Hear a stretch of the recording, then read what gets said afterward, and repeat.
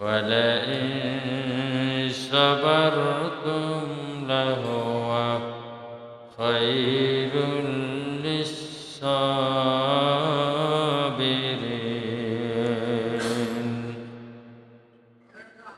صدق الله العظيم আজকে যে ধানগড়া মসজিদের সৌজন্যে আয়োজিত বিশ্ববিখ্যাত মুফাসসিরে কোরআন আন্তর্জাতিক খ্যাতিসম্পন্ন ইসলামী স্কলার জালেমের জুলুম শিকার হয়ে যিনি জীবনকে বিসর্জন দিয়েছেন,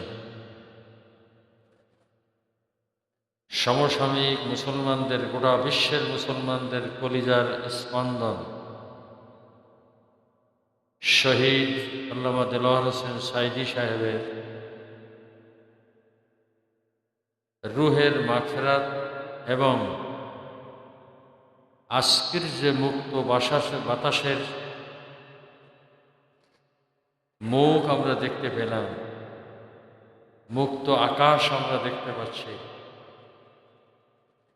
নিশ্চিন্তে নির্ভয়ে স্বাধীনভাবে আমি আমার মতামত, আপনার সকলের মতামত পেশ করবার সুযোগ পেয়েছি।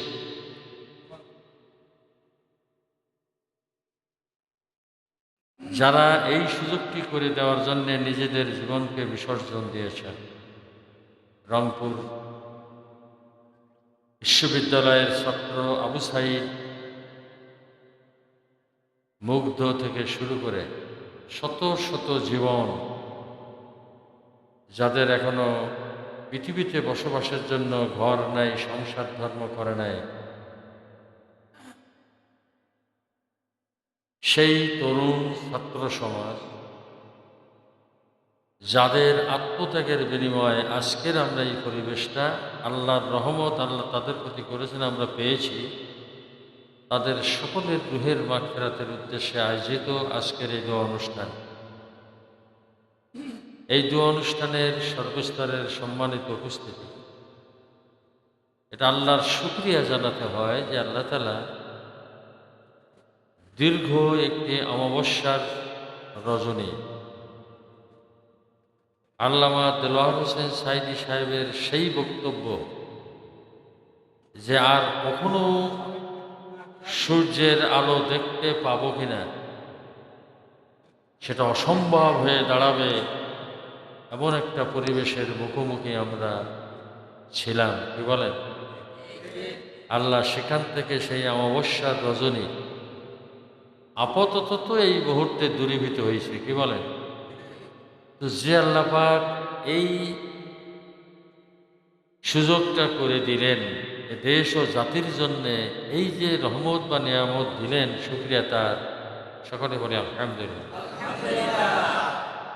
আলহামদুলিল্লাহ, আল্লাহু আকবার, নারায়ে তাকবীর। আর কি আসতে দেবেন? মনে মনে ভয় করবেন? আর একবার বলেন আলহামদুলিল্লাহ। সংক্ষিপ্তভাবে আমরা আরো একবার দরুদ এবং সালাম পেশ করি মানবতার সেই মহান বন্ধু, যিনি মানব কল্যাণের জন্যই পৃথিবীতে এসেছিলেন, আর আল্লাহ পাক মানুষের কল্যাণের জন্যই তাকে প্রেরণ করেছিলেন। আমাদের প্রিয় হাবিব, সকলে পড়ি সাল্লাল্লাহু আলাইহি ওয়াসাল্লাম। যুগে যুগে যারা সেই রসুলের দেখানো পথ মত ধারণ করে নিজের পরিবারের কল্যাণ আদৌ মনে না রেখে ভুলে যে শুধু মানব জীবনের, মানব কল্যাণের, সমাজের কল্যাণের জন্যে জীবনটা অতিবাহিত করেছেন, ফাঁসির কাষ্ঠে ঝুলে জীবন দিয়েছেন, বিষ প্রয়োগে হত্যা হয়েছেন, অগণিত নমুনা আল্লাহর এই পৃথিবীতে আছে। আল্লাহর প্রিয় বান্দা যারাই যেভাবে এই পৃথিবী থেকে চলে গিয়েছেন, সকলের রুহের মাগফিরাত কামনা করছি। সকলে বলেন আল্লাহুম্মা আমিন।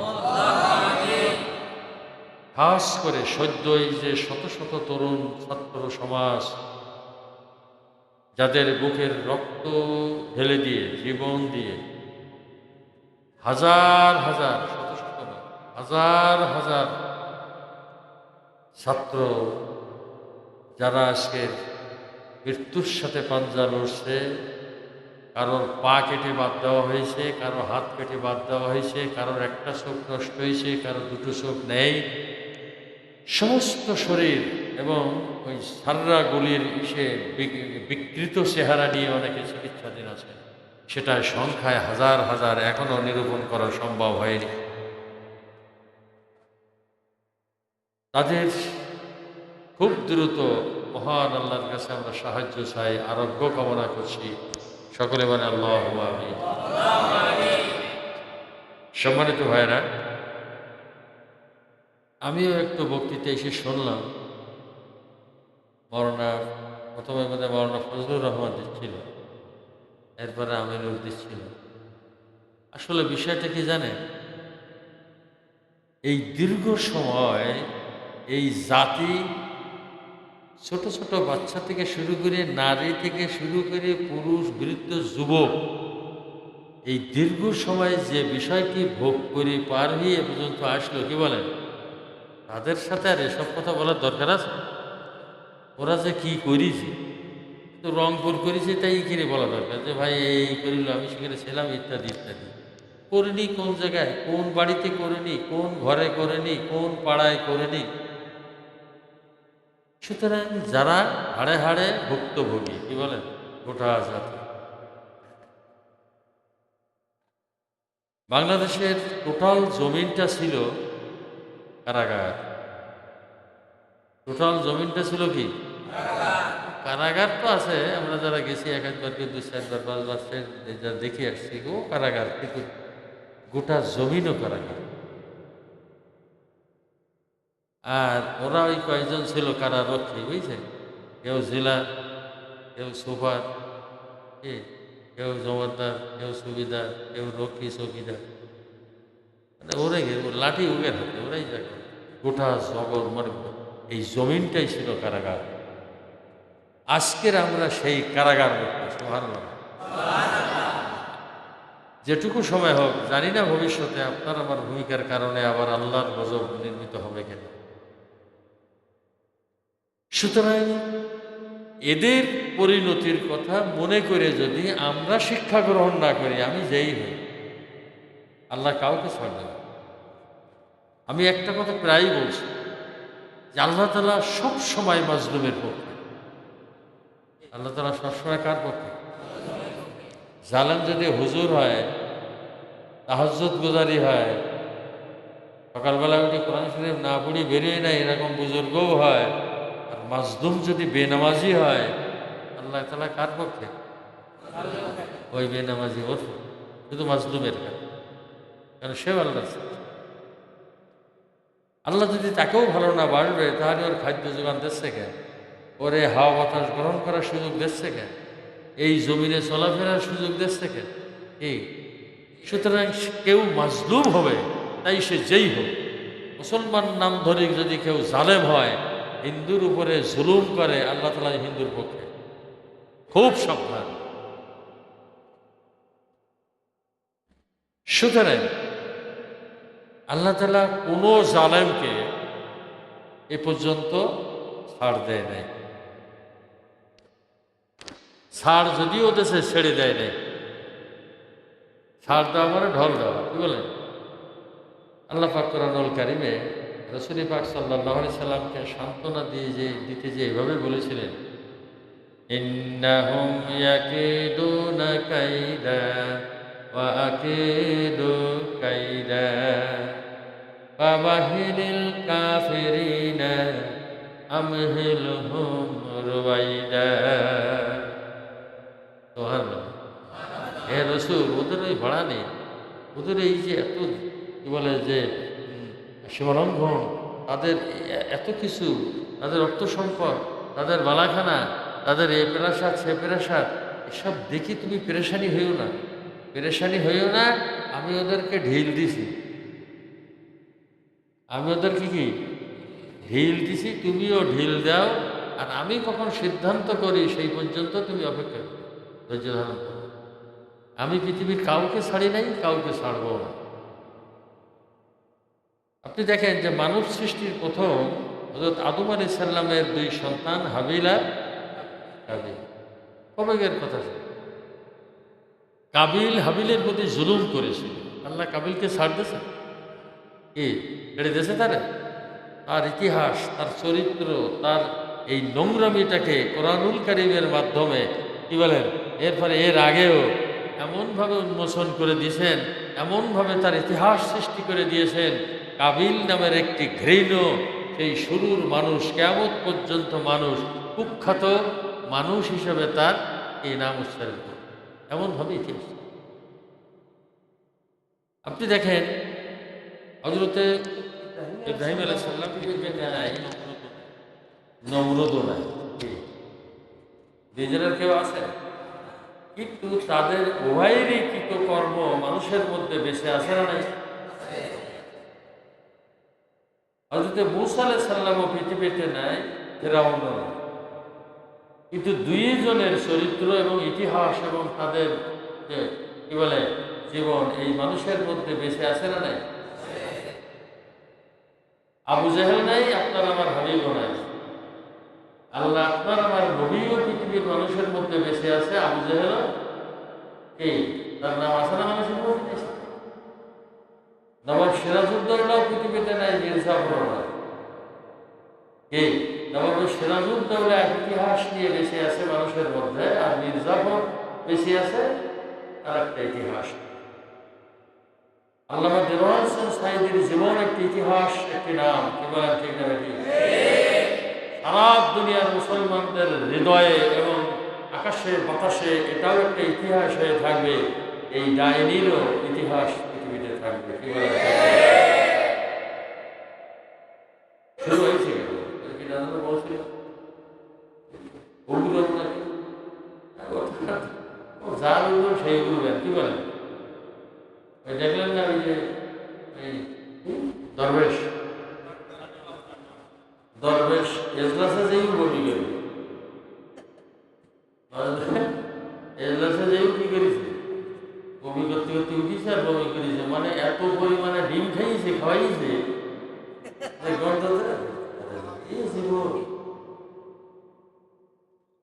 এক মহিলা কি বাহাদুরি, ঘরাতে কান্না শুরু করেছে, পরে এজলাস পর্যন্ত কান্না থামেনি, চোখের পানি ভিজিয়ে যাচ্ছে। বাড়ানোর সময় তো কম ছিল না। কি বলেন? এতেই আমরা খুশি হই। আমাদের হাতে করে কিছু করার দরকার নেই এবং করা যাবে না। আল্লাহ তাআলা যে আপনার আমার জন্য একটা নিয়ামতপূর্ণ পরিবেশ দিয়েছেন, এতেই আমরা খুশি হই। আর তাদের বিষয়টি আল্লাহ রাসূল মক্কা বিজয়ের পরে কিন্তু ক্ষমা করেছিলেন, কিন্তু সকলকে না। রাসূল পেরেছিলেন কেন? রাসূল রাষ্ট্রের প্রধান ছিলেন, কিন্তু আপনার আমার হাত থেকে রাষ্ট্র আছে? আপনার আমার হাতে রাষ্ট্র আছে? কিন্তু রাসূল রাষ্ট্রপ্রধান ছিল, রাসূল রাষ্ট্র পরিচালনা রাষ্ট্রীয় আইনে, নিজের ব্যক্তিগত কোনো রাগ না। কারণ যারা জাতির দুশমন, যারা দেশের ক্ষতি করেছে, জাতির ক্ষতি করেছে, এদেরকে আল্লাহ রাসূল ক্ষমা করে নাই, তাদের আইনের আওতায় এনে বিচার কার্য সম্পন্ন করেছিল। ক্ষমা করেছিলেন তারাই যারা ভুলবশত কি বলেন, আল্লাহ রাসূল স্বীকার করেছে, ভুল স্বীকার করেছে, ইসলাম কবুল করেছে, তাদেরকে। সুতরাং এদেরকে আমরা আল্লাহর কারণেই ঘৃণা করব। কোন কারণে? এদেরকে ঘৃণা করব আমরা আল্লাহর কারণে, কারণ এরা আল্লাহর দুশমন। এরা কার দুশমন? তো আর ব্যক্তিগত কারণ যদি কোনো কিছু থেকে থাকে, সেটা যেহেতু রাষ্ট্রীয় ক্ষমতা আমার কাছে না, আমরা আইনের আশ্রয় গ্রহণ করব। সম্মানিত ভাইরা, এদের নোংরামি বলতেও আমার রুচিবোধ হয়, আপনার আমার সকলের একটা রুচিতে পারে। কোনো মসজিদের নামে টিয়ার কাবিখা বরাদ্দ করি, কেউ ভাই জাল কমিটি করি, ও কিন্তু করি এনে যায় সই দিয়ে না কোনো বলো এর বিবেক আত্মা মরে কোথায় গিয়েছে? কি বলেন? এর সেইতে যদি তোর এতই দরকার হয়, তাই খাসির গোস্তের মধ্যে সরের গোস্ত খাচ্ছিস। আজকের এক মসজিদ থেকে ঘোষণা দেওয়া হয়েছে কলার মধ্যে আজকের জুমায় যে কোন সালে যেন যে টিয়ার বরাদ্দ ছিল, সেই টিয়ার জাল কমিটি করে নিয়ে কমিটির কাছ থেকে ভয় ভীতি দেখে স্বাক্ষর করে আত্মসাৎ করেছ। 1 সপ্তাহ আলটিমেটাম দেওয়া হলো। 1 সপ্তাহের মধ্যে মসজিদ ফান্ডে মসজিদের সেই সরকারি অনুদান জমা দেওয়া হোক, এটা আলটিমেটাম দেওয়া হয়েছে 1 সপ্তাহ আগামী জমা পর্যন্ত।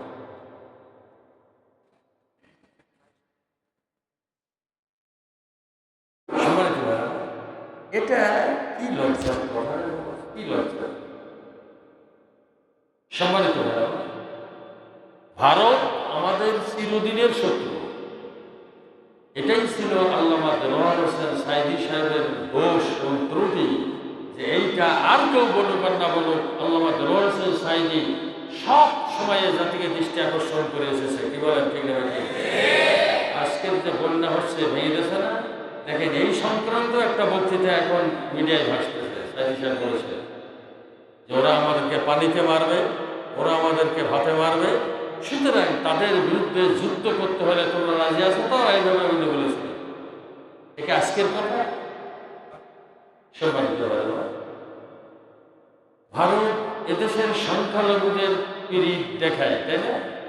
আপনি বলুন তো, যে বাংলাদেশে সংখ্যালঘুরা যে কি জামাই আদরে আছে, ওদেশের মুসলমানেরা কি তা আছে? সব জায়গায় গরু জমি করে গরু জমি করতে পারে। ওরা বাবরি মসজিদ ভেঙেছিল না, ভাঙে নাই? আর আমাদের একজনের ঘর বাড়ি ভেঙেছে, তাই ছবি তুলি দেখাচ্ছে আমি মন্দির ভেঙেছি। এত বড় শয়তান! এই ভারত শব্দটা আজ কত বছর হলেও তাদের বিরুদ্ধে কোনো কথা বলার সুযোগ কি ছিল? আজকে আপনার আমার প্রতিবাদ, কোনো অন্যায়ের প্রতিবাদ আর রাষ্ট্রীয়ভাবে প্রতিবাদ, এটাকে সমান? আজকের ভারতের এই অপকর্মের রাষ্ট্রীয়ভাবে প্রতিবাদ জানানো হয়েছে। ভারতের হাইকমিশনকে ডেকে জিজ্ঞাসা করা হয়েছে যে কেন বিনা নোটিশে এতগুলো মানুষের জীবন বন্ধ করার জন্য পানি ছেড়ে দেওয়া হলো। ডক্টর ইউনূসের সামনে সে বলেছে যে বাদ আপনি খুলিয়ে না, আমরা খুলিনি। কত বড় ইবলিশ, কত বড় ইবলিশ! বাদ আপনি খুলিয়ে না, আমরা খুলিনি। রাষ্ট্রীয়ভাবে প্রতিবাদ হচ্ছে না, হচ্ছে না? ভারত বোধহয় এই প্রথম এরা কত বড় শয়তান! দেখে যে পানি ছেড়ে দিয়ে যে এলাকাগুলো ডুববে, মানুষের ক্ষতি হবে, মারা যাবে, সেখানে ওই জাতের জাত হিন্দু আছে না নেই? ও শয়তানটা ভাবিল সংখ্যালঘু অত্যাচারিত ওরাই, সংখ্যালঘুদের উপরে তো নিশ্চিহ্ন করবার জন্য মূল শয়তান তো ওরাই। যে দলকে, যে ব্যক্তিকে বা দলকে ওরা ভালোবাসে, সে দলের লোকও ওখানে আসে না নেই? তাদের কথা ভাবলি স্যার, তাদের কথা ভাবলো। সুতরাং এতে প্রমাণিত হয় যে ভারত হচ্ছে এ যে দেশ, এ ভূখণ্ড, এ স্বাধীনতা সার্বভৌমত্বের চরম শত্রু এবং গোটা জাতির এবং দেশের শত্রু। এইটা যদি জাতিকে আমরা বোঝাতে এখনো আল্লামা দেলোয়ার হোসেন সাইদি আজীবন এই দিকে দৃষ্টি আকর্ষণ করে এসেছেন বলেই ভারতের চক্রান্তে তাকে হত্যা করা হয়েছে। ভারতের চক্রান্তে জেলখানায় মরে না শেষ পর্যন্ত গত বছর 14ই আগস্ট তাকে যেভাবে মেরেছে আল্লাহ, সব আকাশে বাতাসে আছে। আল্লাহর পরে আমরা একটা ফয়সালা দিয়েছি। 15ই আগস্ট কি উল্লাস, কি খিচুড়ি, কি আমোদ, কি আনন্দ, লাফালাফি! কি বলেন, ঠিক না বেটে?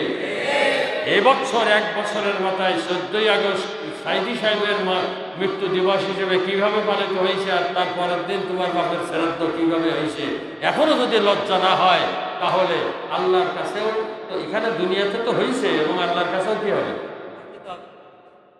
এখনো বছর ঘুরে যায়, এখনো বছর ঘুরে যায়।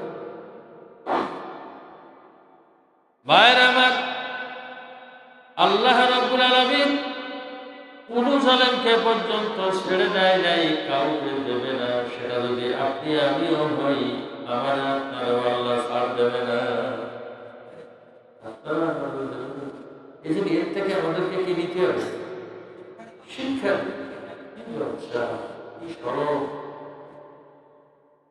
আজকে দেখেন, হযরত মূসা আলাইহিস সালাম ফিরআউনের জুলুম অত্যাচার কি বলেন নিষ্পেষিত হয়ে আল্লাহর হুকুমে তিনি তার লোকজন নিয়ে যাচ্ছিলেন না উনি একা পালিয়ে যাচ্ছিলেন?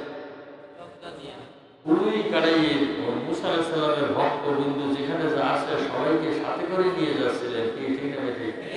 আর উনি কি দরদি নেত্রী, ওনার পরনের কাপড় থাকতে বেরোলে বলে মনে হয়। এত নির্লজ্জ এরা, তোরা ভাবি যে তুমি ভাবনা ভাবল। বাইরে আমার আজকে আমাদেরকে পাকিস্তানি রাজাকার বলা হয়, কি বলে ঠিক না ঠিক? কিন্তু সেই রাজাকাররা ফাঁসির কাস্টে ঝুলেছে, জেলখানায় ডুবে ডুবে জীবন দিয়েছে, তবুও পাকিস্তানে যাওয়ার চিন্তা কোনদিন তারা করে নাই। এরা দেশপ্রেমী হল না।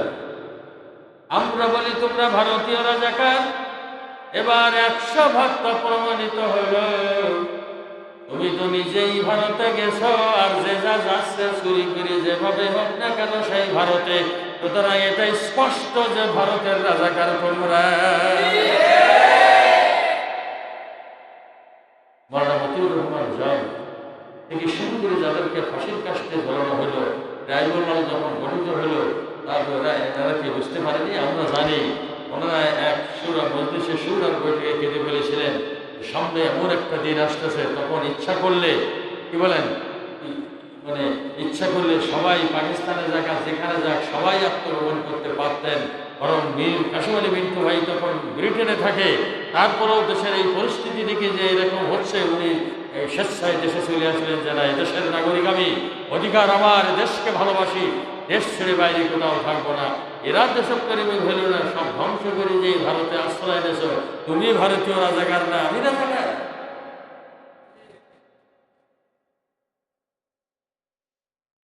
সুতরাং এখনো লজ্জা হয়েছে বলে মনে হয় না, যা মাঝে মাঝে শোনা যাচ্ছে তা যদি সত্যি হয়। কারণ লাহুম কুলুবুন লা ইয়াফকাহুনা বিহা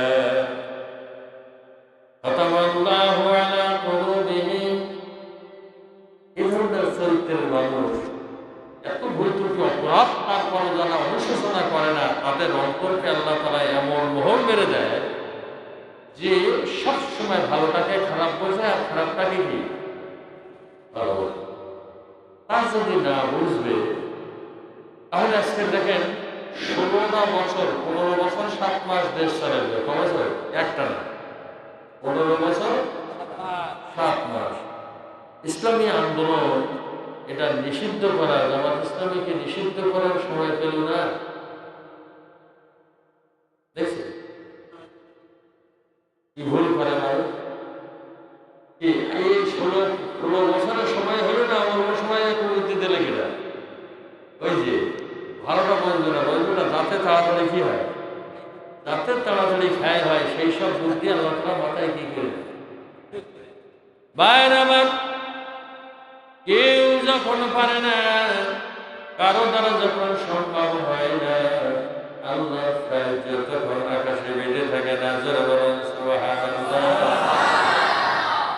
কাবা ঘরকে সব ছেড়ে দিয়ে, সকলে ছেড়ে দিয়ে, মোতাবেরা ছেড়ে দিয়ে, যাদের দায়িত্ব ছিল কুরাইশদের, রাসূল পাক সাল্লাল্লাহু আলাইহি ওয়াসাল্লামের দাদাদের হাতে ছিল, দরজার সেটকারিটা দিয়ে বলেছিল, আল্লাহ আব্রাহার সাথে সংগ্রাম লড়াই করবার ক্ষমতা শক্তি আমাদের নাই, তোমার ভারটা তোমার হাতেই ছেড়ে দিলাম। আল্লাহ রাব্বুল আলামিন ছোট্ট ছোট্ট আবাবিল পাখিকে এবাদত করেছিল ব্যাপারে। আলাম তারা কাইফা ফাআলা রাব্বুকা বিআসহাবিল ফিল। রাস্তা নাবুদ করে দিয়েছিল, ছোট্ট ছোট্ট পাথর। ওই পাখির গায়ে কি এত শক্তি নাকি? পাখি আল্লাহর প্রেরিত সাহায্যকারী, আর ওই পাথর আছে অ্যাটম বম, এর এটাকে ব্যবহার করার দায়িত্ব ফেরেশতাদের। ও বাংলার রাজনীতিবিদরা, রাজনৈতিক দলের নেতৃবৃন্দ, তোমাদের মনে ক্ষমতার লড়াই ইত্যাদি ইত্যাদি স্বার্থ নিহিত ছিল। 16টা বছর ধরে তোমরা কত কি করলে, কত কি হলে, কিন্তু রাইফেলের আওয়াজ শুনলেই তোমরা পাহাড় দিয়ে পড়ে যেতে। একটা মরলে তারে তোমরা নিয়ে যাও নাই কোনোদিন, কেসের ভয় শুনে কোনোদিন সত্য কথা বলো নাই, ঐক্যবদ্ধ হতে পারো নাই। নিজের স্বার্থ রক্ষার জন্য এই বাতিলের সাথে আপোষ করে তোমরা চলেছ। আল্লাহ পাক আমি তা ভালো করে জানি।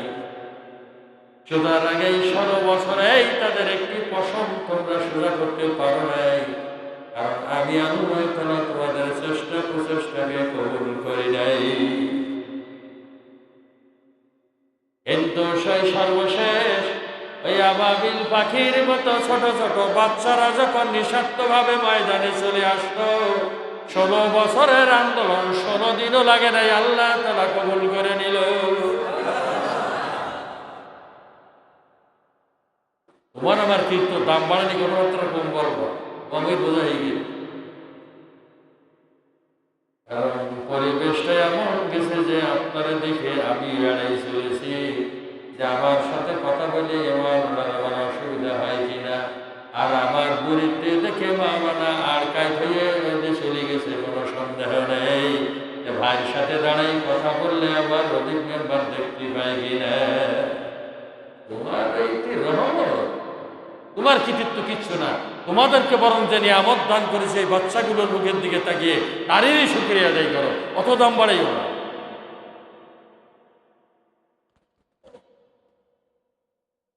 আল্লাহ সাহায্য 16 বছর লাগবে।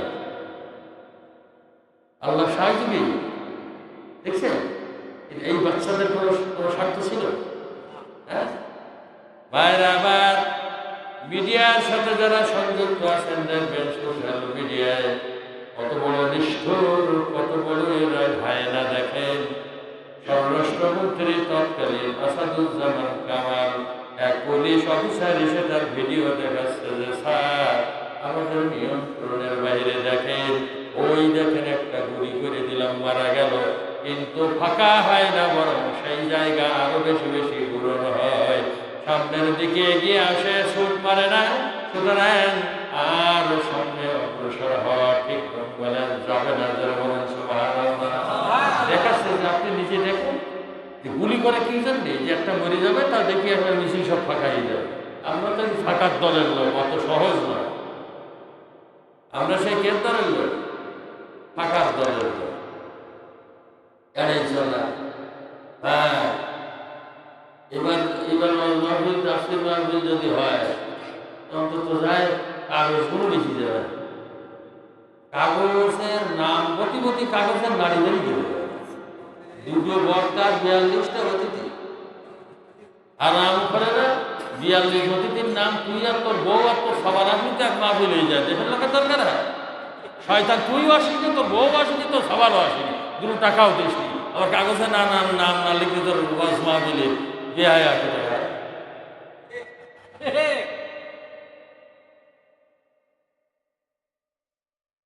এসব বিদ্যালয় দিতে এবার কি হবে কত যায়, কি বলেন যারা হয় দিল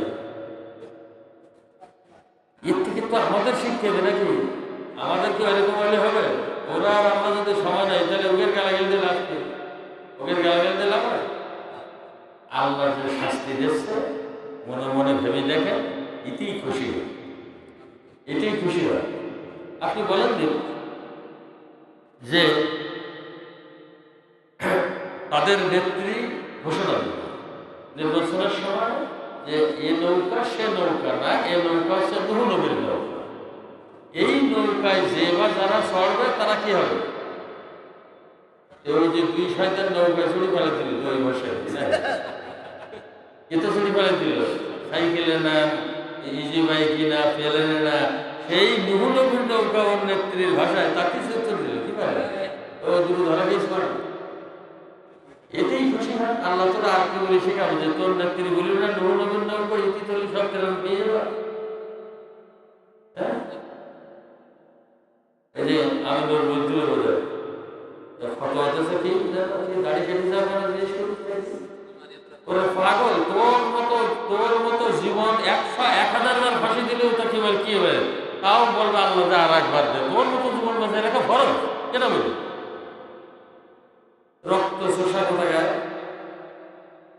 জীবন বাঁচানি ফরজ।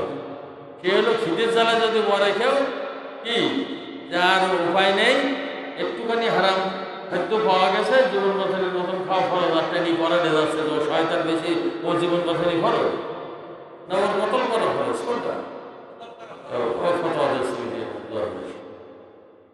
সম্মানিত হয় তাদের নেতৃত্বেও দৃষ্টি আকর্ষণ করবো, দৃষ্টি আকর্ষণ করবো বলবো না আছে শয়তান করে সব জায়গায় দেখি। তা তোমাকে নেত্রীর বলি দিয়ে নেই, তারও দৃষ্টি আকর্ষণ করবো যে যারা যারা ধরা খাচ্ছে সব দোষ তোমার দোষে, তুমি ভালো করে বুঝতে করতে যাও ইন্ডিয়া সব দোষ কার দোষে? যে করলো আমার নেত্রীর নির্দেশে, তাকে বোঝানো যায়নি ইত্যাদি ইত্যাদি নিজে বাসার জন্য সব তোমার ঘরে সব আছে, তুমি এই সবটা করিস। এজন্য মায়ের আমার আমরা বারবার অনুনয় বিনয় করে বলতাম, সুযোগ পেলে হয় মসজিদের খুতবায় না হলে মিলাদ মাহফিলে, যে ভাইজান তোমরা নিজের ভাই নিজের প্রতিবেশী গ্রামের সাথে শত্রুতা করো না, মারামারি করো না, তোমার নেত্রীর হাত শক্ত করতে যেয়ে তোমার গ্রামের পরিবেশ নষ্ট করো না, জায়গা হবে না কিন্তু। তোমাকে ফেলে দিয়ে এটা নাকি ওই দরবেশটা নাকি দৌড়ে দৌড়ে মুক্তি করে করে ফেলে দিতে, এই জন্য ও দৌড়তেছে দৌড়তেছে কি তার ছেলে দেখলাম একটা সাক্ষাৎকার, এখন না আগে যা আমাকে চুরি করতে হবে কেন, আমি মেধা আছে সেই আছে, ওরা মেধা আছে বলে করে যা চুরি করতে পারি, ও কি শেষা চড়ান কা, ও কি শেষা চড়ান কা? ব্যাংকের রিজার্ভ এক ব্যাংকের এক দেশের আর এক দেশে নিয়ে যায়নি, এত মেধারই দরকার, শয়তানও মেধাবী কম ছিল না বলে আমরা মেধাতে টাকা কামাই করি। হ্যাঁ মেধাতে টাকা কামাই করি, রিজার্ভ চুরি করতে বাইরে বাইরে এরা গালাগাল দিত তারেক রহমানের কি যে ওই খাম্বা মানে যে খাম্বা তারেক না রে পাগল, বিদ্যুৎ দিতে গেলে খাম্বা লাগে না লাগে না, আরো জোরমা লাগে না লাগে না, তাহলে তোরা হয়তো মাথায় দিয়েছিস, তা খাম্বাগুলো তো আগে ধুয়ে গেল, তোরা কি ধুয়ে গেল? খাম্বা তুমি তার বানাতে হয়নি, সেই খাম্বাতে কি তো বিদ্যুৎ বানাতে পারছিস নাকি? তোরা যে দেশটা কি করেছিল তো সকলে এখন যাবে নিচ্ছে, এক একজনের বাড়িতে নগদ টাকা বেরোচ্ছে কোটি কোটি, এ কি আসছে মানে ব্যাংকে ট্যাঙ্কে থাক মানে তোমার জায়গা কি ডলার টাকাও আছে বাংলাদেশ টাকা, যেমন মানে পরশুদিন একজন কাজ করে যায় বাড়িতে 1 কোটি কত বাংলাদেশি টাকা ডলার পেয়েছে ইত্যাদি ইত্যাদি ইত্যাদি। সম্মানিত এখন সব হিসাব করেছে, ব্যাংকের থেকেই হিসাব করেছে। বাংলাদেশে ওরা যখন বিদায় গ্রহণ করেছে তখন 99 পয়েন্ট কত যেন মানে বিলিয়ন ডলার, মিলিয়ন না হ্যাঁ ডলার ঋণী, মানে বিষয়টা হয়েছে জানে এখন 20 বছর গণনা, এখন এক বাবা হাতে হাতে খুবই 20 বছর এই জিনিসগুলো খুশি হয় বাবা, কিন্তু খোলে খোলে বলে সব ওই বিভিন্ন লোকের কাছে ওই মনে ও সে সংসারের লোক আর কেউ খবর রাখে না, সংসারের লোক কি রাখে না খবর রাখে না, ওই বন্ধক খায় আর সেই টাকা নেই 20 মাস 60% নি খায় আর শরীরে বউ পায়। হ্যাঁ বাবা এই রান্না হলে হয়, আমি কি চিন্তা করতে পারে যে 1-1.5 লাখ ডলার করে পার হেড একটুখানি দুধ খাই অলরেডি কি শুধু দেখেন যে টাকা এরা চুরি করে বিদেশে লেগেছে তাতে ওইরকম 36টা কি হয় পদ্মা সেতু, 36টা পদ্মা সেতু করতে যে খরচ, মানে ওরা যে খরচ লাগাইছে ওই খরচে হয়। ওই যে মেট্রো রেল বানিয়েছে 200 কতটা মেট্রো রেল হয়, ওরা উন্নয়নের গল্প করে, উন্নয়নের করিস গল্প যেটা লোক দেখে, পদ্মা সেতু উন্নয়ন করিস ওটা লোক দেখে না দেখে, মেট্রো রেল করিস উন্নয়ন করিস দেখে না দেখে, যাও কিছু রাস্তাঘাট ফাঁকা শাখা করিস এটা লোক দেখে না দেখে, এই গল্প করার দরকার ভিতরে ভিতরে যা অন্যায় করি যাবে, তোমার সবার কত চুরি করেছে, তোমার মন্ত্রীরা কত চুরি করেছে, কেবল মরণের বিদায়ের আগে একটা কথা স্বীকার করে গেছে যে আমার বাড়ির মাইন্দার সে 400 কোটি টাকার বাড়ি। কে ও নিজে বলি না বলে যাও, ওরে বেটা যে বাড়ির মাইন্দার 400 কোটি টাকার মালিক হয় তাহলে সে মালিক কত টাকার মালিক? ও বুঝতে জাতির বাকি থাকবে। আমার প্রশ্ন হচ্ছে যে তোমার বাড়ির মাইন্দার যদি 400 কোটি টাকার মালিক হয় তা তুমি ক কোটি ডলার না? একটা সত্যি কথা বলে গেছে।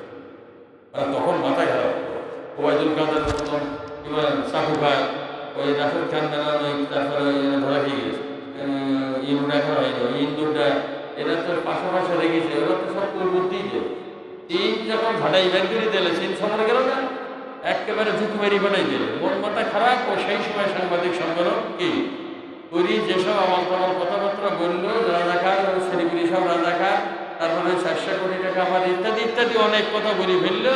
এই যে মাথা খারাপ অবস্থা, তামসা করা হয়, তেল যারা মারে, কথা বুঝেছেন, তারা বলে নিজের স্বার্থের জন্যে এই কাজটা তারা কি করে, প্রকৃত সত্য কথায় রাখি বলে না। রাজা জিজ্ঞাসা করতেছে, গোপাল ভাই কোনোদিন আমার দেশের জনগণের মনে মনে কি ভাবছিস?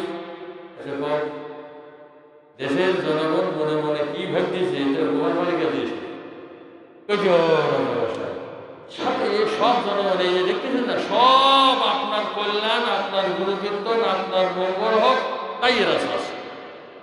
আচ্ছা বলুন, দেখো অস্বীকার করতে পারবে? এই তোমরা তোমার মধ্যে তোমরা এটা বলতে ঠিক, হ্যাঁ স্যার হ্যাঁ, ওই আমরা শুধু আপনার মঙ্গল চাচ্ছি, আপনার ই চাচ্ছি, এই হল ওদের পরিষদ।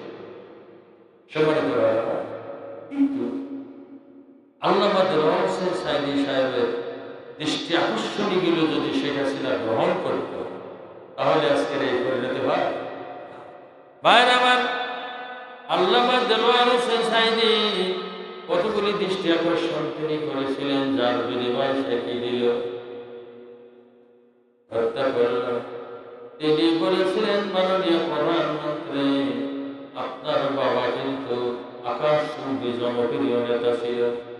স্বাধীনতার মহান স্থপতি এই সুন্দর ভাষা ব্যবহার করে বলেছিল যে আপনার বাবার যারা ধ্বংস করেছে আপনিও কিন্তু তাদের পাশে জায়গা দিয়েছেন। সাবধান।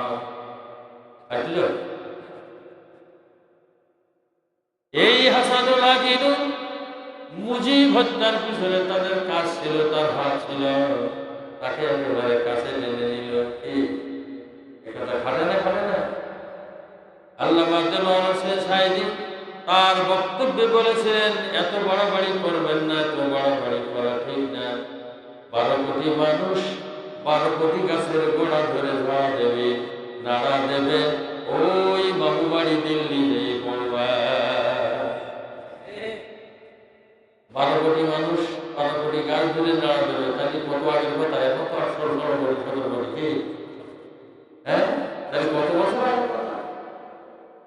বাইরে আমার এই কথা তিনি বলেছিলেন, বেশি বাড়াবাড়ি যদি করো এমন একটি সময় তোমাদের আসবে, পালাবা, কিন্তু পালাবার জন্য ইঁদুরের গর্ত পাওয়া না। এই বক্তৃতা শুনতেছেন, দেখো বলে গেছে, আজ এইসব খাইতেছে না খাইতেছে, তার মানে কি উনি গায়েব গায়েব জানতেন? এতেই প্রমাণিত হয় নিঃসন্দেহে আল্লাহর ওলি আল্লামা দেওয়ান হোসেন সাইদি আল্লাহ তাআলা বক্তব্য দেওয়ার সময় তার জবান দিয়ে এই কথাগুলো বাহির করে দিয়েছেন। স্বয়ং আল্লাহ বাহির করে দিয়েছেন যে আমি বলবো কি, তাই উনি বলেছেন ভবিষ্যতে তোর মর্যাদা, তোর গুরুত্ব, এটা দেখার দায়িত্ব আমার। আর অনুশোচনা তাই ওই করে দিস, তাই তো বাইরে। আবার এই 2024 সালের জানুয়ারিতে যে নির্বাচন হলো, নির্বাচন পায় 18তে যে নির্বাচন হইল, সে নির্বাচনটা নির্বাচন পায়, ওটা নাতির ভোট, দিনের ভোট রাখে। আর পয়লা কথা হইল যে এই যে তিনটে নির্বাচন হইল, বুকে হাত দিয়ে কয়েন, এই বেটা আওয়ামী লীগ যে করে সেও বলতেনি, কিন্তু 15 বছর আগে যে ভোটার হয়েছিস, এই 3টে নির্বাচন বা ইউনিয়ন পরিষদ নির্বাচন বা উপজেলা নির্বাচনে কিনা ভোট দিয়েছিস?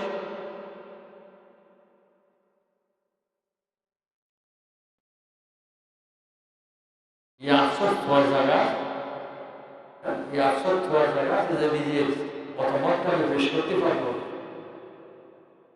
ভাইরা আমার, ছাত্র আন্দোলন যখন তুঙ্গে উঠল, আজকে দেখেন সবুজে যদি উদয় হতো, এই বাচ্চাগুলি তো আমাদের বাচ্চা, কি বলেন ঠিক কিনা?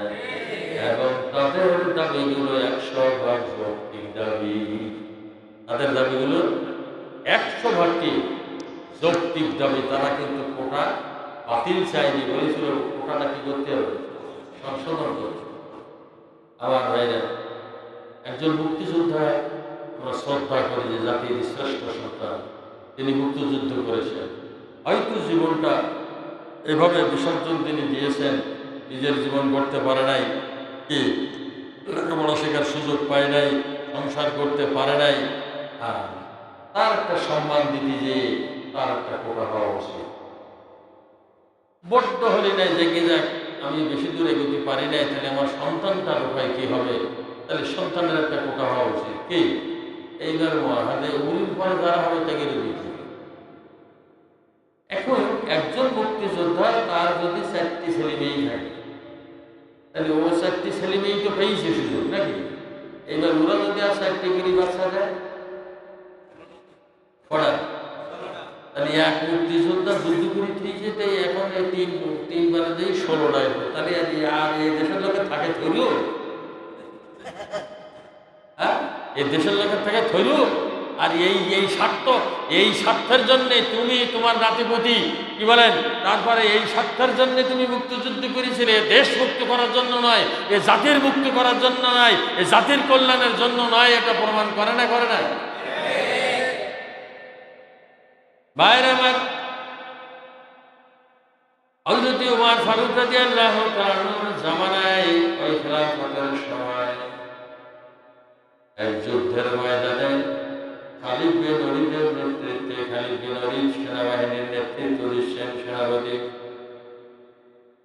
খালিদ বিন ওলীদের জীবনে যতদিন ঈমান আনে নাই, তার আগে ঈমান আনবার আগেও পরাজয়ের কোনো গ্লানি খালিদের জীবনে নাই।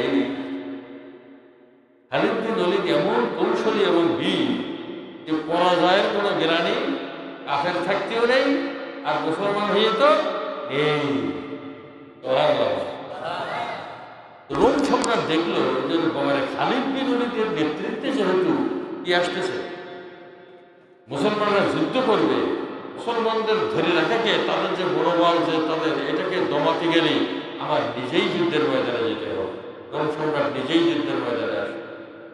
গোয়েন্দা সংস্থারা তদন্ত করে, গোয়েন্দা সংস্থারা রিপোর্ট এসে পেশ করতেছে খালিদ বিন ওলীদের কাছে যে, হে সেনাপতি, রোম সম্রাট ঘোষণা দিয়েছে যে খালিদ আপনার উপস্থিতি এবং আপনার নেতৃত্বে যুদ্ধ হবে।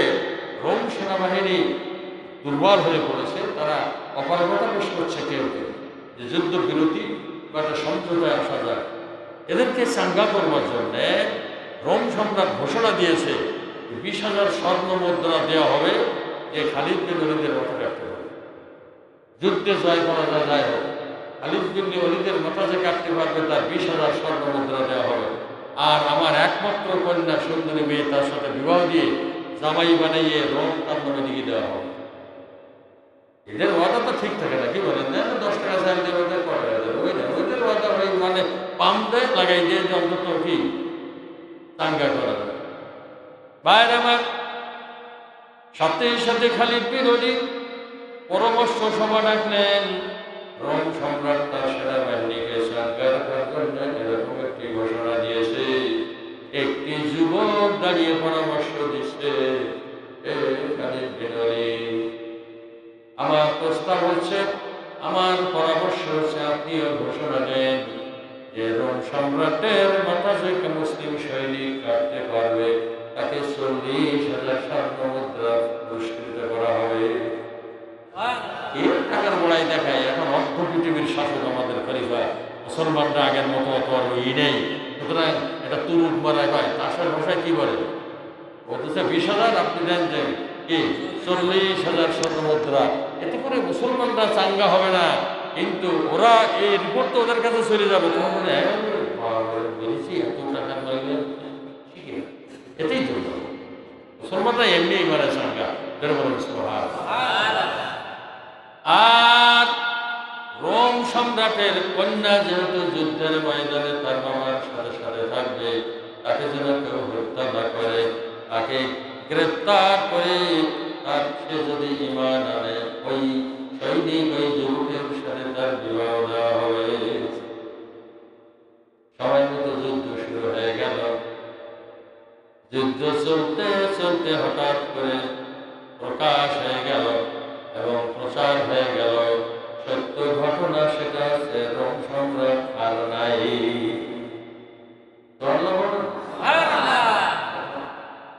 মেয়ে গ্রেফতার। রোম সম্রাট যে চাঙ্গা করে রেখেছিল, যে রাষ্ট্র দেবে টাকা দেবে, সে শিয়াল কুত্তার মতো রোম বাহিনী কি ভাইরা আমার মুসলমানেরা ওয়াদা খেলাপকারী হয়, কারণ ওয়াদা খেলাপকারী হয়।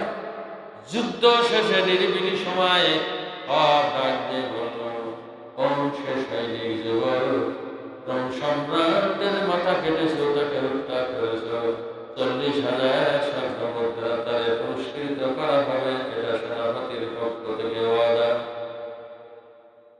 বারবার ঘোষণা দেওয়ার পরও গল্লা চিল্লাইয়া চিল্লাইয়া কোন মানুষ একটি সৈনিক ছাড়া দেয় নাই।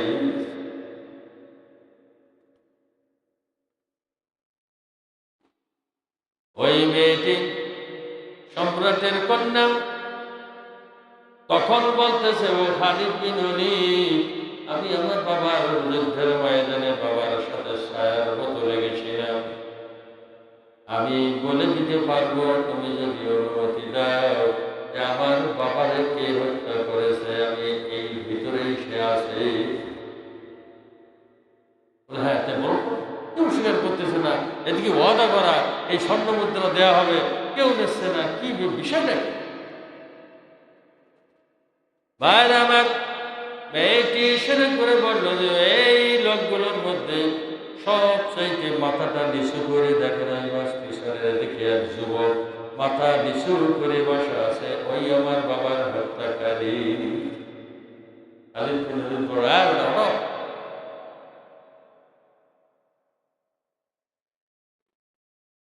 এই যুবক কে ছিল জানেন?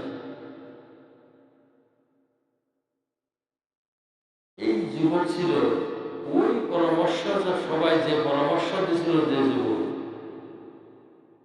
ওই কিন্তু পরামর্শ দিছিল যে আপনি ঘোষণা দেন মুসলমানরা এত দুর্বল নয়, 40,000 স্বর্ণ মুদ্রা দেওয়া হবে, আর কি মেয়েটার বিয়ে দেওয়া হবে।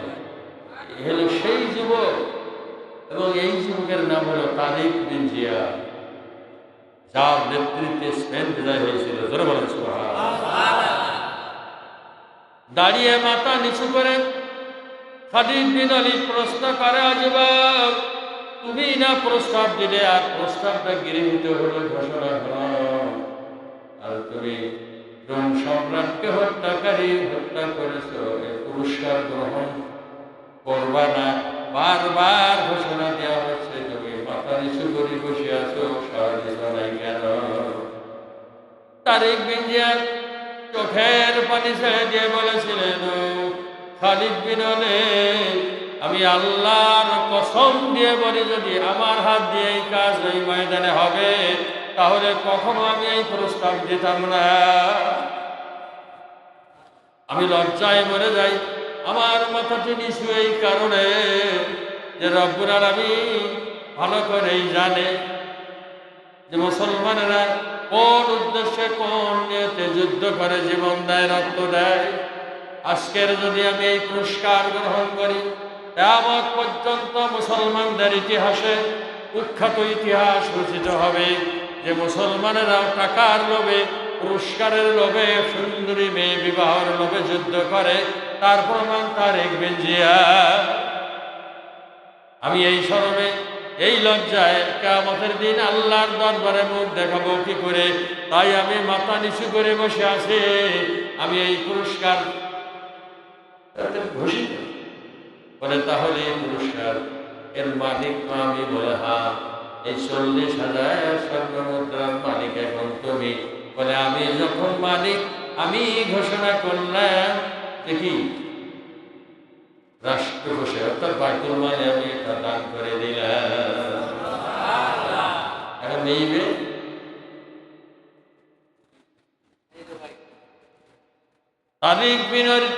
তারিক বিন জিয়াদ বলেছিলেন, এ খালিদ বিন ওয়ালিদ সেনাপতি, বিয়ের শর্ত হচ্ছে ইজাব আর কবুল। বিয়ের শর্ত কি? প্রস্তাব। আর সুতরাং শুরু থেকে পর্যন্ত শুধু প্রস্তাব কবুল হলো আমার কাছে, সুতরাং এই বিয়েতে আমি রাজি নই। কত কি বলে? ইজাব আর কবুল, মানে প্রস্তাব দেবে, যদি প্রস্তাব গৃহীত হয় মেয়ের কাছে তাহলে বিয়ে সই হবে, আর নয়তো বিয়ে। এখন আপনারা প্রস্তাব দিচ্ছেন, ওই সময় প্রস্তাব দেওয়া আছে, এখনো প্রস্তাব চলতেছে, কিন্তু আমি তো বল, আমি এটা কবুল করলাম। আল্লাহ বলবেন এরা যুদ্ধ করলে আর আমি যুদ্ধ করেছি, আমি আমার ছেলেবিডি তারপর নাতিপুতি, মানে আস্তে আস্তে দেখা যাবে যে এদের সব এই কারণেই যুদ্ধ করেছি, এটা প্রমাণিত হয় না? হয় না? আমি তো মনে করি যে জাতির শ্রেষ্ঠ সন্তান এই মুক্তিযোদ্ধাদেরকে অপমানিত করা হয়েছে, এই সরকার তাদেরকে বেইজ্জতি করেছে, তাদের একটা কলঙ্ক লেপন করেছে যে যোদ্ধা করেছিল নিজেদের স্বার্থে, নাতিপুতির স্বার্থে, সন্তানের স্বার্থে। এই কেলেঙ্কারি নিয়ে তাদের দুনিয়ার থেকে বিদায় নিতে হবে, এটার জন্য সম্পূর্ণ দায়ী বিগত গভর্নমেন্ট। কি বলেন, ঠিক না বেটি? মুক্তিযোদ্ধা ভাইরা এই কথা বুঝতে পারে নাই, অনেকেই বুঝেছে। এই আন্দোলনে একত্রতা ঘোষণা করেছে। মুক্তিযোদ্ধার এক সন্তান যেই ঘোষণা করে বলেছে যে আমি তো মুক্তিযোদ্ধার সন্তান, আমি ঘোষণা দিচ্ছি যে এটা প্রত্যাখ্যান করছি, এই কোটা চলবে না, আমি আমার মেধায় যদি হয় জাতির কল্যাণ করবার জন্যে, সে ঘোষণা দিচ্ছে। অনেক মুক্তিযুদ্ধে ঘোষণা দিয়েছে যে আমার লজ্জা করে, আমার শরম করে যে আমি এই জন্য যুদ্ধ করি না, তাহলে দেশ ও জাতির কল্যাণের জন্যই না, আমার জন্যে, আমার সুবিধার জন্য। সম্মানিত ভাইরা, তবু তো তারা একেবারে বাতিল চায় নাই, একটু সংশোধন, যে কোটা বেশি আছে একটু কি কমাই দেয়।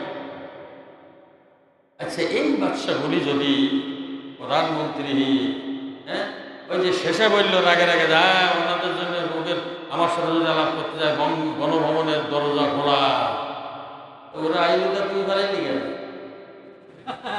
ওরা তো আইলো, ওই যে দরজা খুলি তুই ওরা শুনি তো আইলো, থাকে থাকে, তোমার পায়নি কেন? কথা কো আন্দাজ না হয় না। ওইভাবে না বলি যে প্রথমে বলতে যে বাপ তোরা তো আমারই সন্তান, আয় না গণভবনে, আমরা একসাথে খাওয়া দাওয়া করি, মায়ের সায় আমরা কথা বলি নি, ও সমাধান হয়ে যাবে, এ নিয়ে বাড়াবাড়ি করা লাগবে না, আদালতে গেছে ও আমি দেখবো, বাস এই কথা বললে ওরা ঠান্ডা হইতো না? হইতো না? ওরা এক দফা, এক আন্দোলন, শেখ হাসিনা কখন যাবি, এসব কেউ কখন হইল? যে এই একটা সত্য দাবি করার কারণে এতগুলো জীবন তুই হত্যা করলি, দেখেছেন মাথা কিভাবে খারাপ হয় দেখতে দেখতে। এই 24 সালে যে নির্বাচনটা হয়ে গেল, এই নির্বাচনে ওর এই যে আওয়ামী লীগের কি বলে শরিক দল ছিল 14 দল, না? এই 14 দলের ডেকে নিয়ে নির্বাচনে ডেকে নিয়ে কি করে ফেলে দিলেন? কি করে ফেলে দিলেন? মানে আমি বলি যে আমার ভাত আমি নিয়ে বসি, যদি কেউ কাড়ি খায় তা মনের বোঝ দেওয়া যায় যে কেউ খিদি লেগে, কি তাই না? দিকে আমার, কিন্তু তুমি ডেকে নিয়ে আমার ভাত দিলি, আবার তুমি কাড়ি দিলি, কদিন তো ওঠা, হ্যাঁ, ওর নামেরই ভাত খাওয়া যায়। আচ্ছা, ও ডেকে নিয়ে আমার ভাত দিলেন, সেই ইনু, তারপরে হেনন টেনন 14 দল, ওই মাইজ ভান্ডারি শয়তান আর এক শয়তান, এসব ডেকে টিকি ভোট এনে নামাই দিয়ে আবার 5,000 টাকা লাগাই দিয়ে সব, হ্যাঁ, উকিল সব কারা কারা নৌকা, তুই লেগে যাও, ও আমি দেশ সব আষাঢ় খাওয়াই, ওরা মনে রাখেনি। তুমি বিপদের সময় সেই 14 দল দেখি যাও পরামর্শ করতে, ওরা তোমার সুপরামর্শ দেবে, ওরা ঠিক মতন নেনেছে যে আমাকে ডেকে নিয়ে ভোটে তুমি এই করিস, এ কুবুদ্ধিতে আসবেই, এটা আল্লাহ আনন্দিত কথা। সুতরাং এরা যে পরামর্শ দিলে বলে দেখেন এ সব ঠান্ডা হয়ে যাবে, করতেছে ছাত্র আন্দোলন, কি বলে তুমি তো জামাত নিষিদ্ধ করে দাও, তাহলে ঠান্ডা হয়ে যাবে। ই ভুল হয়েছে, আচ্ছা ওরা আন্দোলন করতে জামাত নিষিদ্ধ করে আমার লাভ দেয়, জামাত যেদিন নিষিদ্ধ করে দিল, তে আমি বলছিলাম, আমার এক স্যার বলছিল, মানে শিক্ষক বলছিল যে আপনার মুখে তো বিষ, যা বলেন আমার মুখে বিষ না, আমি আমার অভিজ্ঞতা কথা। আমি বললাম যে ওর বাবা 14 আগস্ট 1975 জামাত নিষিদ্ধ করেছিল, 15 তারিখ পার হয়ে গেল। ওমা সেই আগস্টে এসে আবার ওর মেয়ে জামাত নিষিদ্ধ করতেছে, ও হয় না, আমার দেখেন আগস্ট পার হয়। আরে আমাদের লোকজন সাঙ্গা রাখার জন্য তো এরকম রাজনৈতিক কথা বলতে হয় নাকি? কিন্তু খাটি গেলি তখন ওটা হলো ওই পিছনের এই অভিজ্ঞতায় বলতেছে। আমাদের লোকজন এই বলল এইবার কি হবে, কি সর্বনাশ, এবার দল নিষিদ্ধ করে দিতেছে, এই পড়ে না। আমি তো ওরে বাবা শান্ত হও, ধৈর্য ধরো।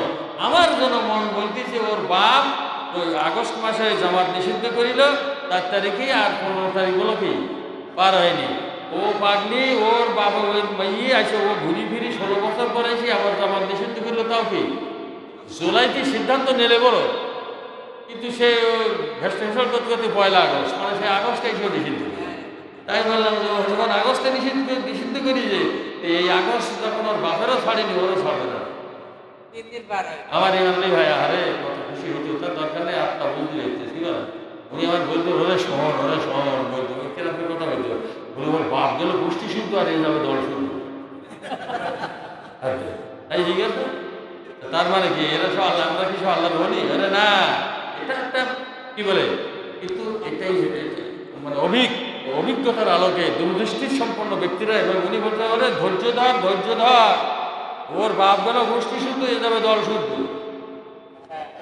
আপনি চিন্তা করতে পারেন যে 300 এমপি কয়টা জাতীয় সংসদ সদস্য, একটা ক্ষমতার পরিবর্তন এর আগে হয়নি, সারা দুনিয়ায় হয় না, কিন্তু 300 এমপি বানাই, ওর মধ্যে মনীষী একটাও নেই।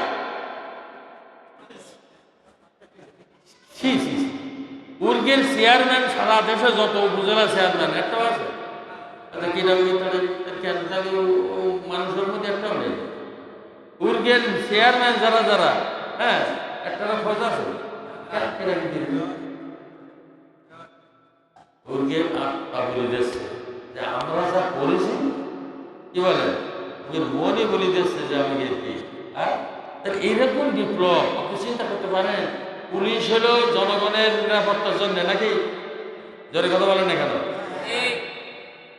আরে পুলিশ শব্দ তো এর আগে উচ্চারণ করা যায়নি, এখন 2-1 দিন হোক, যে কদিন হোক, একটু উচ্চারণ করিনি, অসুবিধা কি? পুলিশ হলো জনগণের নিরাপত্তা দানকারী নাকি? কিন্তু ওই 5 তারিখের থেকে আরো এখনো নিরাপত্তা ওরা পুলিশ কাজ করে। খালি জনগণই হলো মূল শক্তি। জনগণই হলো কি? আরো জোরে বলেন, জনগণই হলো কি? কারণ যদি জনগণের কাছে নির্বাচনের জন্য যা বাড়ি বাড়ি যাওয়া লাগতো, এই পরিবেশ সৃষ্টি থাকতো, গণতন্ত্র যদি 100 ভাগ থাকতো, তাহলে এই ওই পুলিশ দেখলি গা কাঁপা, জনগণ দেখলি পুলিশের গা কাঁপতো। এই কদিন তা প্রমাণ হয়ে গেছে, কি বলেন, ঠিক না বেটে? তাদের কাছে তো অস্ত্র তো কাড়ি নিয়ে দিস, ওদের পোশাক তো কাড়ি নিয়ে, জামা কাপড় খুলি লুঙ্গি খুলি হেঁটে গেল, পরে গেল। কিন্তু কত নোংরামি এবং কতদূর পর্যন্ত পৌঁছেছে যে জাতীয় সংসদের একটাও নেই, চেয়ারম্যান একটাও নেই, উপজেলা চেয়ারম্যান একটাও নেই। যারা নিরাপত্তা দেবে জনগণের, তারা বলতেছে আমরা নিরাপত্তাহীনতায় ভোট দিয়েছি, তাই থানায় যাচ্ছি। কে নিরাপত্তা দিতে? মতদান তো কম করো নিয়ে রাখ। নামাজ পড়ে বেরিলাম, ধরি নিয়ে ফাঁসলাম যে ও ফের নাশো করা, তো এক দোকানে বসে থাকলাম, ধরি নিকুলি করাটা 20 কুলি নাশো করা বিক্রি, সরমও করে না, লজ্জাও করে না। ওদের বিবেককে এত বিক্রি করলি কেন বিবেক? কোর্টে এসে হাজিরাতে রাস্তায় উঠলাম, ধরি নিয়ে সালাম দিলে ডিবিটি, যদি ও ঘোড়া কাতন দেয়, ঘোড়া আছে না সাতক্ষীরা থানা, ঘোড়া কাতন দেয়, ওখানে কি নাশকতা করতে ধরে দিয়েছে। এই আমি চলতে পারিনি, কলরা কি করে ঘোড়া কাতন দেয়, কত বেহা বেশ। এই যে কোর্টের ধরে নিয়ে গেল, টালান দিলে, পরে কেসের নগর তুলিতে কি ব্যাপার, ওই সব একটা কেস দেখবে, তার একটা শব্দ সত্যি তো হওয়া পারে কি, একটা শব্দ না। সর্বশেষ 22 সালে আমার মাগরিবে নামাজ পড়ি, বেরিয়ে ওই চার দোকান হয়েছে, চার দোকানে গেছি কেমন শীতের সময় কি বলে ওই ঠিকরি দেয় বললে আমার কাজ বাড়িতে শুধু দেশি ঠিকরি দেয়, দেশি ঠিকরি দেয় একজনে বলে দিলে আনিয়ে দিয়েছে, ওর ডালটা দিয়ে 900 টাকা নামাজ পড়ি আইসি, ওই ডালটা দেওয়ার ডালটা দেওয়া করতেছি, এর মধ্যে বেশি সরা ও কেস তুলি দেখলাম ওই নাটা কথা দিলাম পারে তাই আবার বছর এমনি কি বলেন আল্লাহ যেটা করেছে আমরা খুশি, কি বলেন আমরা তোমাদের এই ইসলামী আন্দোলন যারা করে আমরা আইন হাতে তুলে নেব না, আমরা একটু মনের তৃপ্তির জন্যই দিয়ে কথাটা বলতেছি, একটু সহ্য করো, সারা জীবন তো সহ্য করোনি, কিন্তু আমাদের থেকে তোমরা নিরাপদ যেই হও না কেন, আমরা তোমার ঘর বাড়ি ভাঙা, আমরা তোমার জীবন নাশ করা, তোমার মারপিট করা হাতে তুলে নেব না, রাষ্ট্র আমাদের হাতে না, তবে তোমাদের মানুষের জন্য যে ক্ষতিকারক তার বিচার হোক, এটা আমরা চাই, কি বলেন ঠিক না? তাদের হাতে বিচারের দায়িত্ব দায়িত্বহীনভাবে আমরা দাবি করতে চাই, এদেরকে বিনা বিচারে কোনোভাবেই ছেড়ে দেওয়া যাবে না, যদি তা হয় তারই ভবিষ্যতে আরো ভয়ঙ্কর রূপ নেবে না, কি ঠিক না? সে বিচার তো আপনার আমার কি অধিকার আল্লাহ দিয়েছে? আল্লাহ দেয় না, আল্লাহ রসুলও দেয় না। আল্লাহ পাক আমাদের কবুল করুন। আল্লাহ আমাদের সাইদি সাহেবের জীবনী কি বলেন বললাম তো যে একটি নাম একটি ইতিহাস হয়ে থাকবে এবং তার সুখ্যাতি হিসেবে পৃথিবীর ইতিহাস, আর এর সাথে এনার সাথে যারা যা করেছে তাদের ইতিহাস হবে কুখ্যাত ইতিহাস। এই মাসুম বাচ্চাগুলোর তাদের কি হচ্ছে যে জীবন দিল, এদের ইতিহাস আজীবনে যাতে স্মরণ করবে, স্মরণ করে লেখা থাকবে, এদের সাথে যে আচরণগুলো করলো কি বলেন এরা কত নিম্ন শ্রেণীর মানুষ, কত নিম্ন আসলে মানুষই কিনা। একটা যদি আপনি আমার ঘরে পেরিয়ে আসবেন, আমি যদি এগিয়ে যাই এই মার তখন বলে উঠেই যাবে কি, হ্যাঁ একটা ছেলে বলতেছে হ্যাঁ ওমা এই বুক পেটি দিলে তুই মেরে দিলি আরাম খর, তুই কোনো মানুষের কোনো রক্ত তোর মধ্যে আছে? একটা ছেলে সে ফাঁকা জায়গার মধ্যে হ্যাঁ মার অমনি বন্দুক আসে করে দিই, সাফা করে দিই তার ভোটটা। আবার বলে আমরা নিরাপত্তাহীনতায় ভোট দিয়েছি, আমরা থানায় যোগ দেবো না, কাজ করবো না, কত কি এমন কি করিস নিরাপত্তাহীনতায় ভোট দিতাম। দেশের লোকের কি বলে গাড়ি ঘোড়াই গেলে বা কি বলে বাড়ি ঘোড়াই দিলে ইন্টেনশনালি দেবে না, আমরা তো দেখতেও পারি, মানে তোমরা দল নিষিদ্ধ করেছ বলি আমরা তো পারছিলাম না, আর 5 তারিখে যে আবার দেখতে পারে আমরা তাও তো বুঝতে পারি না, তাহলে এদিক সব কেটে কি হইতেছে তখন তো আমরা তোমাকে ভয়তে পালাই। সুতরাং এইবার 5 তারিখে বিকেলে মুখ বের করে বাড়ি আসতে রায় করে সারা পথটা দেখলাম, তা কি করবো, আমরা কিছু করার নেই। তাহলে এই তো নিরাপত্তা দেওয়ার কথা ছিল তোমাদের নাকি? পুলিশ কি এদের নিরাপত্তা দেওয়ার কথা ছিল না? এই ফায়ার ব্রিগেড তোমাদের দেওয়ার কথা ছিল না? পরে যদি এত মস্তানি এত মদ্দানি দেখাতে পারো, দিব্যি মানুষ ধরে নিয়ে কোনো ফায়ারে মেরে দিতে পারো, ওই দিন করেছি।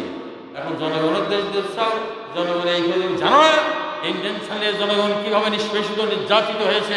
এক শ্রেণীর মানুষ দিয়ে একজন মানুষকে এটা করতেই পারে, কিন্তু দায়িত্বটা ছিল তো তোমাদের নিরাপত্তা বাহিনীর, কি ঠিক না ঠিক? তোমরা কাছে আমাকে নিরাপত্তা ও তারা কি করি।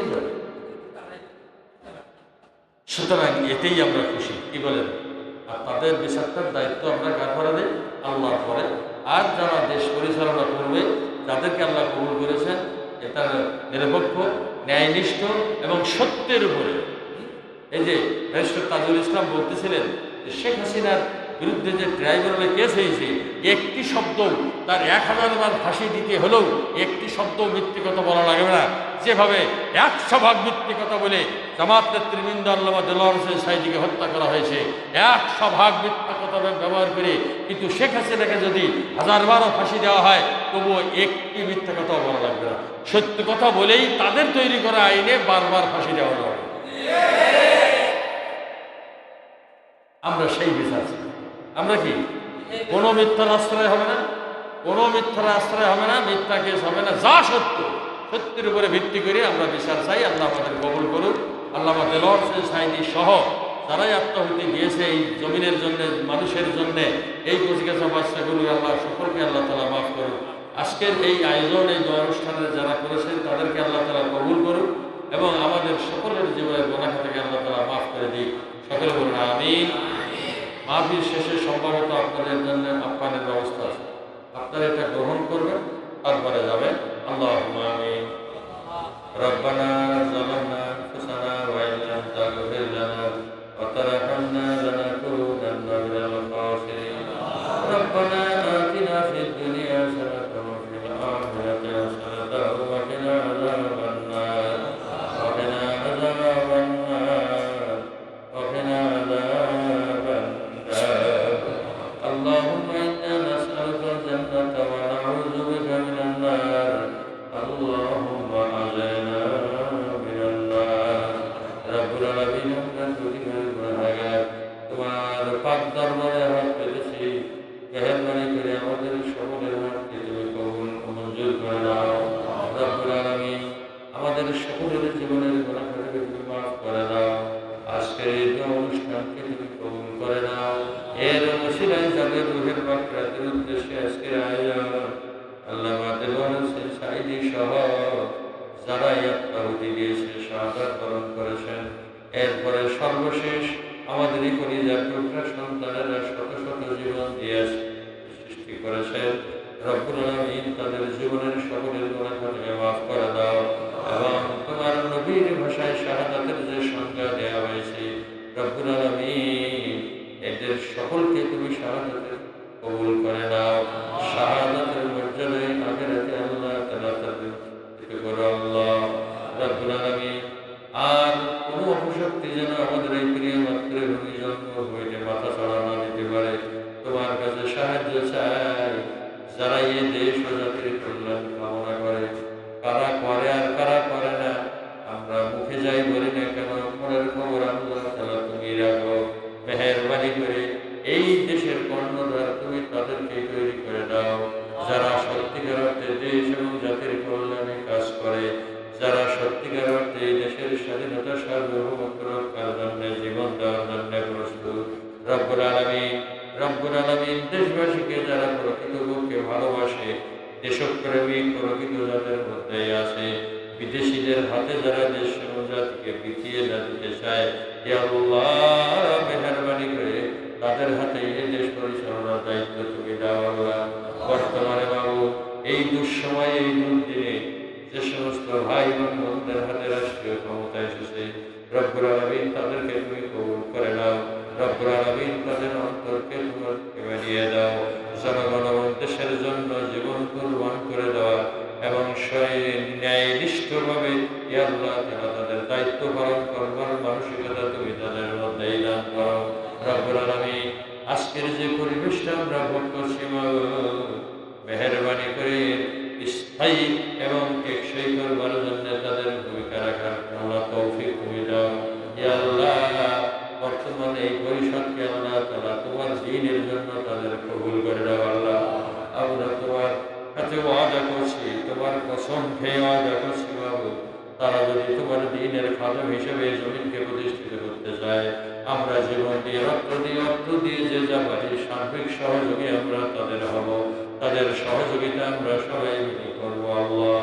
রব্বুল আলামিন, মেহেরবানি করে সেই হিসেবে তুমি কবুল কর। ইয়া আল্লাহ, এই দেশ ও জাতির বিরুদ্ধে ষড়যন্ত্র এখনো থেমে নাই।